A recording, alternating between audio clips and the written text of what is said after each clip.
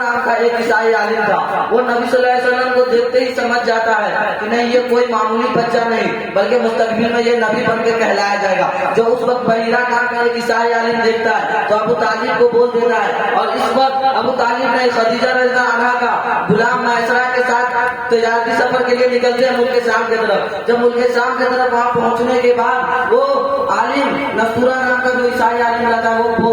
فرماتا ہے کہ نہیں یہ معمولی بچہ نہیں، مستقبل میں یہ نبی بن کر کہلایا جائے گا، یہ مستقبل میں نبی بن کر کہلایا جائے گا۔ ان کی آنکھیں سے غلام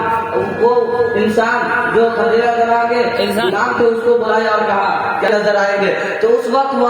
وہاں سے میسرہ کہتے ہیں کہ پھر سے یہودی لوگ آئیں گے اور اس بچے کو قتل کر دیں گے، تم اس کو یہاں سے لے کے چلے جاؤ۔ پھر سے اس وقت بھی میسرہ جو خدیجہ رضی کا غلام رہتا ہے، تجارت کرنے کے بعد جب مکہ واپس لوٹ جاتے ہیں ملک شام سے تو خدیجہ شادی کے پیغام بھیجتے ہیں۔ شادی کے پیغام بھیجنے کے بعد اس وقت جب نبی صلی اللہ علیہ وسلم کی شادی خدیجہ رضی اللہ عنہا سے ہوتی ہے اس وقت نبی صلی اللہ علیہ وسلم کی عمر مبارک 25 سال کی ہوتی ہے۔ ایسا ایک اور مکہ کا واقعہ ہے کہ بہت سال پہلے ایک سیلاب آیا تھا جو کعبۃ اللہ پر بھی کچھ اثر پڑا تھا، جس سے کعبۃ اللہ کی دیواریں کچھ کمزور ہو گئی تھی، اس لیے وہاں کے رہنے والے یہودی لوگ نے کعبہ میں تیار سب چیز کعبہ تیار ہو گیا۔ تو جب کعبہ میں جو ہے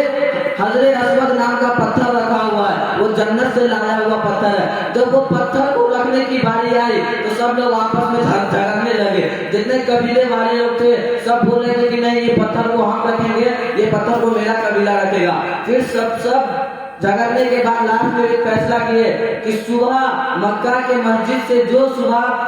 دروازہ سے آئے گا سب سے پہلے وہی ہمارے بیچ فیصلہ کرے گا کہ اس پتھر کو کون رکھے گا۔ تو اس وقت کیا کہنا ہوتا ہے، سب لوگ اسی طرح جاگتے رہتے ہیں کہ صبح شادی کے وقت ہم سب کے آقا و مولا محمد مصطفیٰ صلی اللہ تعالیٰ علیہ وسلم اس مکہ کے مسجد سے اب یہی فیصلہ کرے گا ہم سب کا کہ یہ حضرت کعبہ میں۔ تو اس وقت جب سب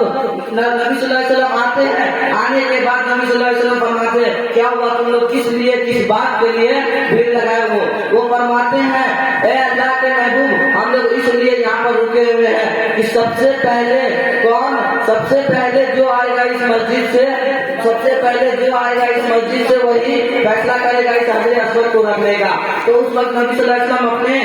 اپنے کاندھے مبارک سے اپنے گمچھا اٹھا کر اور زمین پر بچھا دیتے ہیں اور اس حجر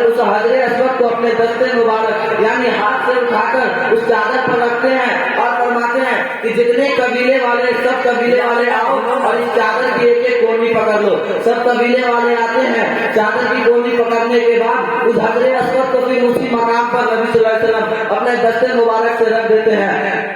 اپنے دستے مبارک سے سب اس